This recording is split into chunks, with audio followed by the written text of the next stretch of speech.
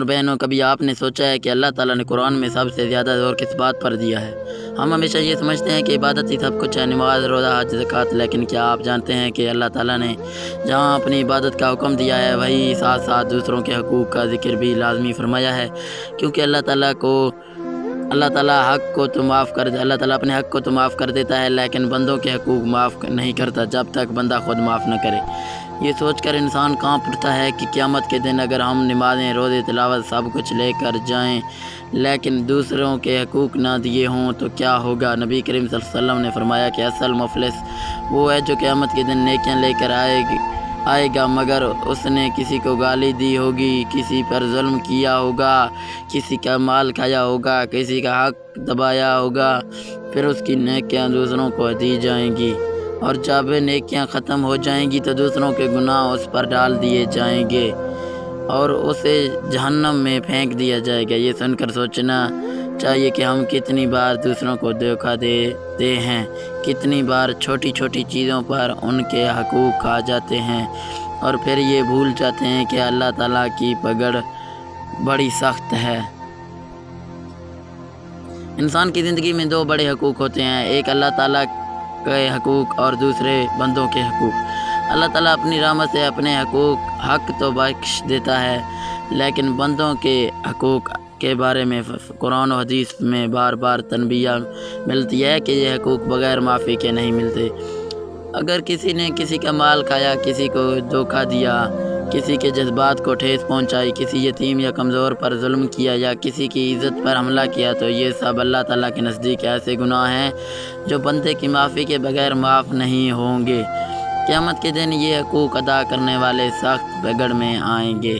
اللہ تعالیٰ نے قرآن مجید میں کئی مقامات پر انسانوں کو خبردار کیا کہ ظلم اور دوسروں کے حقوق مارنے والوں کے لیے دردناک عذاب تیار ہے۔ کبھی دنیا میں قحط، کبھی زلزلے، کبھی سیلاب اور کبھی طوفان کی صورت میں یہ عذاب نازل ہوتے ہیں تاکہ لوگ سنبھل جائیں، لیکن اگر انسان اپنی ضد اور سرکش پر قائم رہے تو دوسروں کا مال، وقت، عزت اور جان ضائع کرتے رہے تو پھر اللہ تعالیٰ کا عذاب مزید سخت ہوتا جاتا ہے۔ ہمارے معاشرے میں چھوٹی چھوٹی چیزوں کو ہم اہمیت نہیں دیتے لیکن اللہ کے نزدیک وہ بہت بڑی ہوتی ہیں۔ ایک چھوٹی سی بات، ایک چھوٹا سا دھوکہ، ایک چھوٹا سا جھوٹ، ایک کمزور کا حق دبانا، کسی مزدور کی مزدوری روک لینا یا یتیم کے مال پر قبضہ کر لینا، یہ سب اعمال اللہ کے غصے کو دعوت دیتے ہیں۔ نبی کریم صلی اللہ علیہ وسلم نے فرمایا سب سے بڑا گناہ یہ ہے کہ تم کسی کا حق کھاؤ۔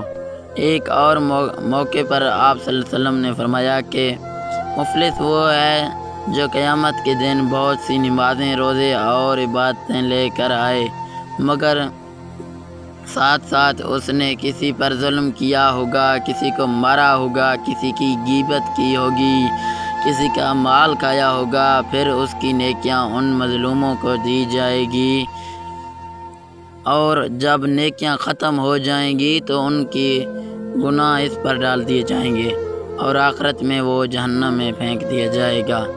یہ حدیث اس بات کا ثبوت ہے کہ دوسروں کے حقوق کے معاملے میں اللہ تعالیٰ کی عدالت کتنی سخت ہے۔ آج ہم بڑے بڑے دعوے کرتے ہیں کہ ہم نمازی ہیں، روزے رکھتے ہیں، حج کرتے ہیں، لیکن اگر ہم نے دوسروں کا حق مارا تو یہ سب عبادت اس دن ہمارے کسی کام نہیں آئے گی۔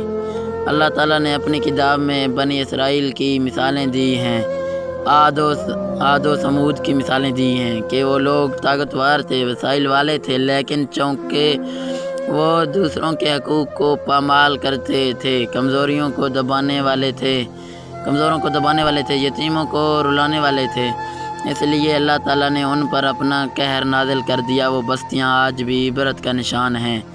ہمارے آج کے حالات بھی کچھ مختلف نہیں ہیں۔ جب معاشرے میں ظلم بڑھ جائے، انصاف ختم ہو جائے، طاقتور کمزور کا حق کھا جائے، دولت والے غریب کو دبائیں اور لوگ ایک دوسرے کی عزتیں لوٹنے لگیں تو اللہ تعالیٰ کے عذاب کی نشانیاں ظاہر ہونا شروع ہو جاتی ہیں۔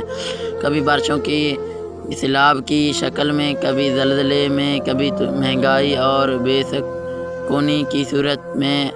یہ سب اشارے ہیں کہ انسان اپنی روش بدل لے ورنہ اللہ کی پکڑ سے کوئی نہیں بچ سکتا۔ اللہ تعالیٰ کی سنت یہی ہے کہ وہ ظالم کو وقت تو دیتا ہے مگر جب پکڑتا ہے تو پھر مہلت نہیں دیتا۔ لہذا ہم سب کو چاہیے کہ ہم دوسروں کے حقوق کی ادائیگی کریں۔ اگر کسی سے زیادتی ہوئی ہو تو معافی مانگیں۔ اگر کسی کا مال کھایا ہے تو واپس کریں۔ اگر کسی کے دل کو دکھایا ہے تو اسے رجوع کریں، یہی اصل کامیابی ہے۔ اللہ تعالیٰ ہمیں نصیحت فرماتا ہے کہ زمین پر عدل قائم کرو، کمزوروں کا سہارا بنو، یتیم کی کفالت کرو، پڑوسی کے ساتھ بھلائی کرو، مزدور کو اس کا پسینہ خشک ہونے سے پہلے مزدوری دو۔ یہی وہ اعمال ہیں جن سے اللہ تعالیٰ خوش ہوتا ہے، اور یہی وہ اعمال ہے جو عذاب کو ٹالتے ہیں۔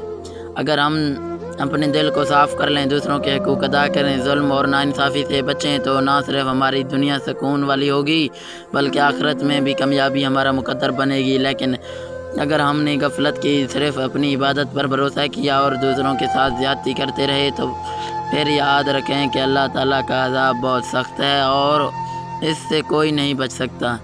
لہذا یہ آج سے ہم سب عہد کریں کہ دوسروں کے حقوق کا خیال رکھیں گے، نہ کسی کا حق ماریں گے، نہ کسی پر ظلم کریں گے اور نہ ہی کسی کی دل آزاری کریں گے۔ یہی وہ راستہ ہے جو ہمیں اللہ تعالیٰ کی رحمت تک پہنچائے گا اور عذاب سے بچائے گا۔ میرے پیارے بھائیوں اور بہنوں، اگر ہم چاہتے ہیں کہ اللہ تعالیٰ کا عذاب ہم پر نہ آئے، اگر ہم چاہتے ہیں کہ ہماری نمازیں اور روزے قبول ہوں، اگر ہم چاہتے ہیں کہ قیامت کے دن کامیابی ملے، تو ہمیں آج دوسروں کے حقوق کی حفاظت کرنی ہوگی۔ یہی اصل عبادت ہے، یہی اصل نیکی ہے اور یہی اللہ تعالیٰ کی رضا کا راستہ ہے۔ اگر آپ کو یہ باتیں دل کو لگتی ہیں تو اس پیغام کو دوسروں تک بھی پہنچائیں تاکہ معاشرہ بہتر ہو اور ہم سب اللہ تعالیٰ کی رحمت کے سائے میں آ سکیں۔